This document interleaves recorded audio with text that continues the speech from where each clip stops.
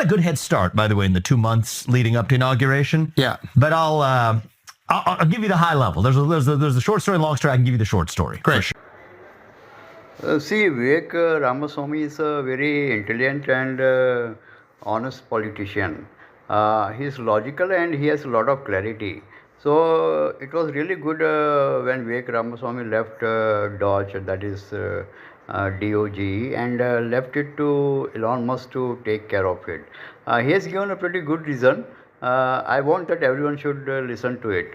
So do hear to Vivek Ramaswamy, and we wish him all the best as governor of Ohio. So you were going to use the Constitution to remove legislation. Well, to remove regulations. Sorry, regulations. Yeah. So you're going to use legislation to remove regulations. And I've written about this for the last year, right? So can you give an example of that? Yeah, I can give a good example of that. So, not to get too academic too quickly, but basically, Congress is supposed to pass the laws, and the executive branch is supposed to enforce the laws. But it turns out that most of the laws that decide what you can and can't do in your life were actually never passed by Congress.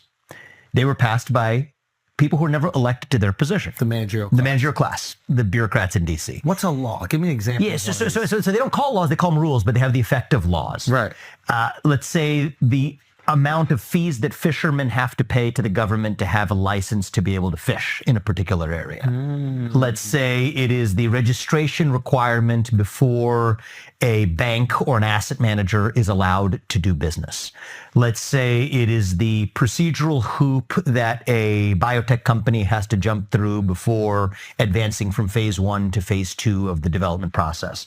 Let's say it's the permission that a coal miner or a nuclear energy plant has to get as permission from the government before they build a new nuclear energy plant, which, by the way, has not happened in 20 years in this country because the red tape associated with doing so is so impossible. Now, I imagine none of those were passed by Congress. Yes. None of those were passed by people that we, the people, elected. Right. They were written into law. They call them rules, but effectively into law by unelected bureaucrats. Right.